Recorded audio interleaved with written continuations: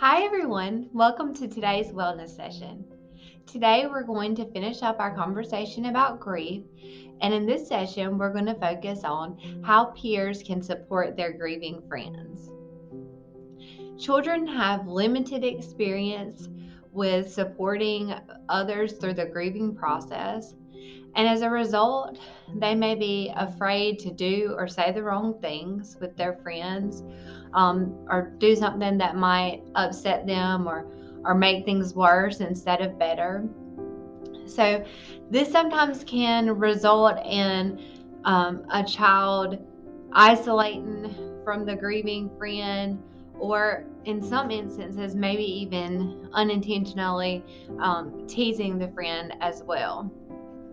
I'm going to share some strategies that peers can use when they or to support their friends through the grieving process. The first strategy is just to check in with the grieving friend.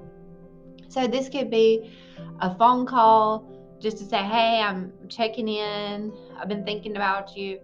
Or it could be in the form of a card, or it could be an invitation to get together and watch a movie or have a meal. The next strategy is to learn more about the grieving process if you've never been through it yourself, or if you've never supported a friend through the grieving process before. So one way that you can do that is by maybe asking a teacher or a school counselor about it, just to learn more about the grieving process so you can understand better what your friend is going through. The next strategy is one we've already discussed in our previous videos about grief, is listen more and talk less. Allowing the space and time for your friend to talk about their feelings and thoughts surrounding their grief is important for them and their healing process. The next strategy I want to share is just let them cry.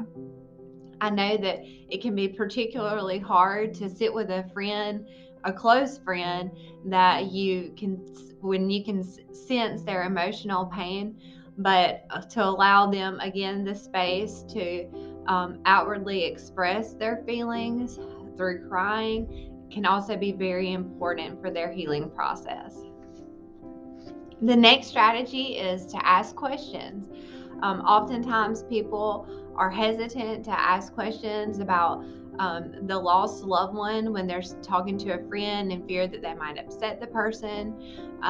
But it allows the opportunity for your friend to share about the loved one that they've lost and talk about them, and that is also very important to the grieving process, as it allows them to share some of their favorite memories and to talk about the person that they love that they lost and keep the memories alive.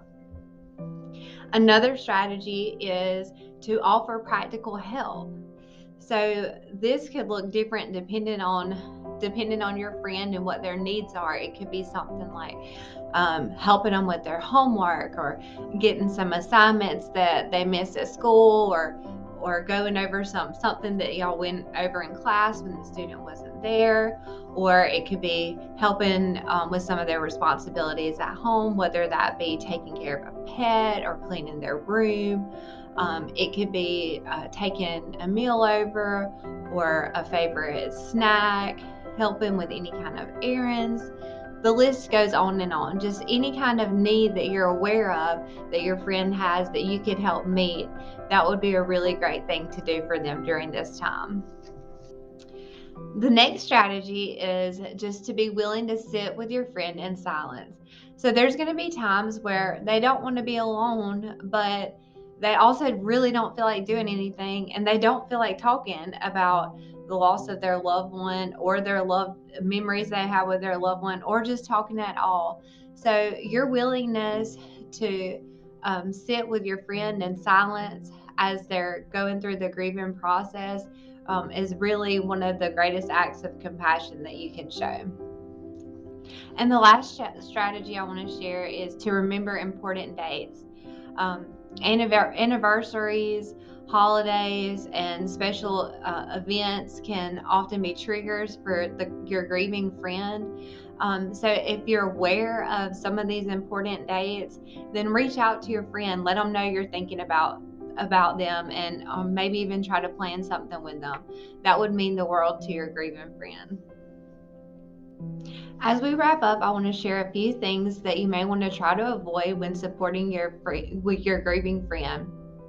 Try to avoid comparing your situation to theirs when talking about their grief and loss. There's a time and a place for that, but not while you're supporting your friend through their grieving process. Also, I've already said this earlier, but I want to reiterate, try not to cheer them or try to cheer them up when they are expressing their feelings. Allow that space for them to do that, as it's important for the grieving process. I know we all want to try to push away those feelings and say, don't be sad, because we don't like to see our friend in pain. But again, it's important for them to express those feelings and talk about their loved ones. So if you can just sit with them and allow the space and time for them to do those things, that will really help support them through the grieving and healing process. I also think it's important to note that grief does not have a timeline. So even after the funeral services are done, continue that ongoing support, reaching out to your friend and using some of the strategies that I shared here in this session today. Thank you for joining today's session, and I hope you'll stay tuned for our upcoming sessions.